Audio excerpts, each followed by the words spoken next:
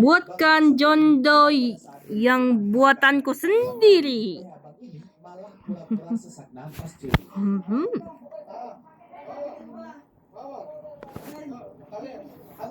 Kakekku memukul kakiku dengan tongkatnya. Aku menggetarkan gigi menahan sakit. Dia bertanya apakah aku mencuri sebuah konsol permainan. Tetapi aku tetap diam. Melihat kejadian itu, adikku menangis dan memohon agar kakek berhenti. Dengan hati yang sedih, kakek memeluk kami berdua. Malam itu, kakek mengira aku sudah tidur. Ia diam-diam masuk untuk mengoleskan obat pada kakiku. Aku mendengar ia menangis. Padahal sebenarnya aku tidak bersalah. Ternyata, anak pembuli itu sengaja memasukkan barang tersebut ke dalam lokerku. Keesokan harinya, aku menghadapi anak itu. Tetapi ia menyangkal semuanya. Ia bahkan mengejekku karena tidak aku sangat marah. Aku langsung menyerangnya dan menjatuhkannya ke tanah. Lalu kami berkelahi, tetapi aku bukan tandingannya. Pada akhirnya, aku kalah. Aku merasa sangat terpuruk. Di perjalanan pulang, kakek dengan lembut menghiburku. Ia berkata bahwa sekarang dialah ibuku. Namun, kondisi kesehatannya semakin memburuk. Saat itulah aku mengetahui bahwa ia mengidap kanker stadium akhir. Meski begitu, demi mencari uang, kakek tetap bersikeras bekerja di sebuah restoran. Setiap hari, ia harus mencuci begitu. Hari itu, kakek membelikan perlengkapan sekolah untukku dan adikku. School shooter.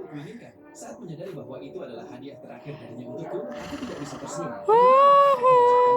Oke. Tiba-tiba ia batuk dengan sangat hebat. Ia bahkan sampai memuntahkan darah. Aku sangat ketakutan dan segera menuangkan air untuknya agar membuat kami tidak khawatir. Ia berkata bahwa itu hanya saus cabai. Lalu kakek mencoba menyampaikan pesan terakhirnya, tetapi aku langsung menutup telinga. Aku memintanya untuk tidak mengatakan apapun karena aku tidak sanggup menerima kenyataan yang begitu kejam. Malam itu, kakek memandang sosokku. Dengan susah payah, ia mengulurkan tangannya, mencoba memelukku. Ia tahu bahwa kami akan segera berpisah. Keesokan harinya, kakek membereskan barang-barang kami. Ia berencana mengirim aku dan adikku ke keluarga angkat. Tetapi aku tidak ingin pergi. Melihat punggung kakek, aku menangis dan memohon agar ia tidak menyuruhku pergi. Aku tidak sanggup kehilangan kakek. Kakek hanya memelukku erat. Itu adalah pertama kalinya ia menangis di depanku. Saat aku duduk di dalam mobil dan melihat kakek yang semakin jauh, aku terus menoleh ke belakang sambil memanggilnya. Kakek kembali ke kamar seorang diri, menatap mainan di lantai dan kaos kaki yang pernah kutambal untuknya. Tiba-tiba, terdengar ketukan di pintu. Ketika kakek membuka pintu, ternyata aku dan adikku telah kembali. Kami ingin bersama dengan kakek tercinta sampai akhir hayatnya. Kalau kamu, apakah sayang kakek?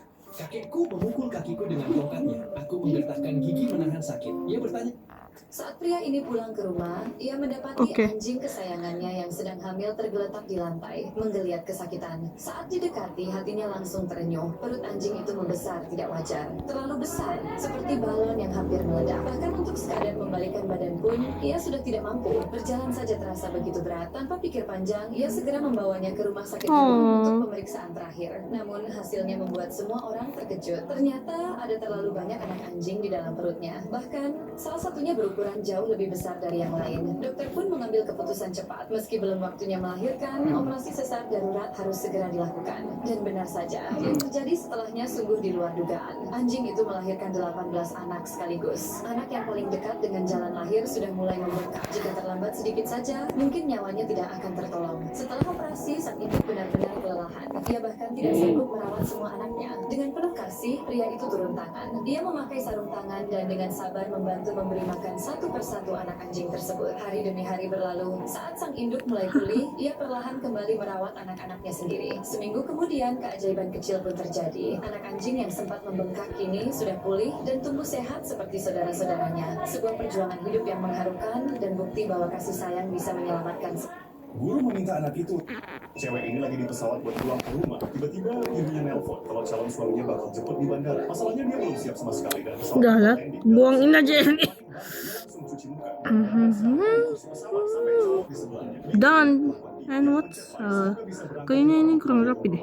Suatu saat nanti dia juga sempat kasih kritik ke cowok itu biar gak risih. Pas sampai bandara dan turun dari pesawat, ternyata cowok yang duduk di sebelahnya suaminya sendiri. Asli plot twist banget kan. Ternyata jodohnya malah duduk sebelahan sepanjang perjalanan tanpa disadari. Cewek ini lagi di pesawat buat pulang ke rumah. Tiba-tiba ibunya nelpon kalau calon suaminya bakal jemput di bandara. Masalahnya dia belum siap sama sekali dan pesawat bakal landing dalam 10 menit. Panik banget, dia langsung cuci muka dan dandan seadanya di kursi pesawat sampai cowok di sebelahnya bingung lihat pelanggan yang pencet lain. Semoga bisa berangkatin orang tuanya umroh atau haji suatu saat nanti. Dia juga sempat kasih kritik ke cowok itu biar gak risau. Pas sampai bandara dan turun dari pesawat, ternyata cowok yang duduk di sebelahnya tadi adalah calon suaminya sendiri. Asli plot twist banget kan. Ternyata jodohnya malah duduk sebelahan sepanjang perjalanan tanpa disadari. Cewek ini lagi di pesawat buat pulang ke rumah. Tiba-tiba ibunya nelpon kalau Done.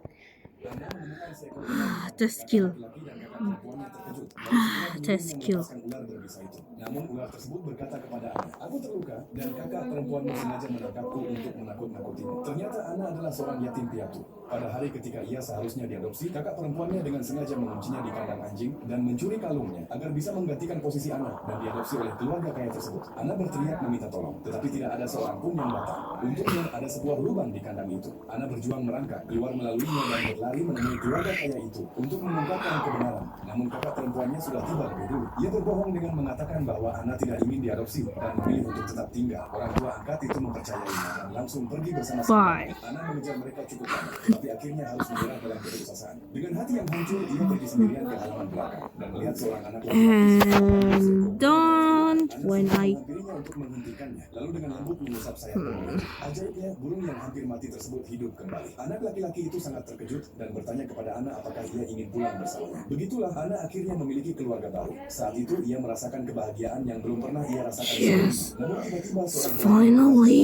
melaporkan bahwa kondisi ibu anak laki-laki itu mendadak memburuk. Anak itu segera memanggil dokter, tetapi setelah memeriksanya, dokter tidak dapat berbuat apa-apa. Melihat wanita yang lemah tersebut, Ana Ini guys yang dibilang adekku orang gila padahal dia kesusahan nafas.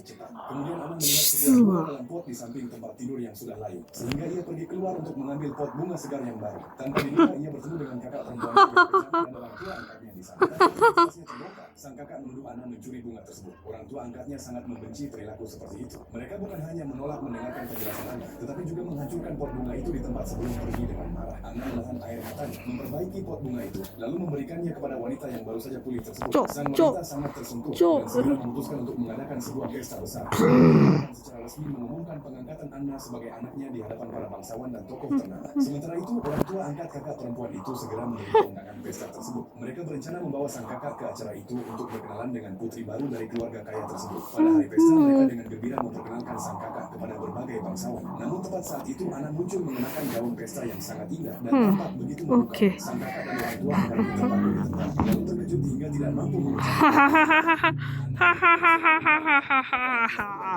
Okay, guys. Okay, guys. Bye.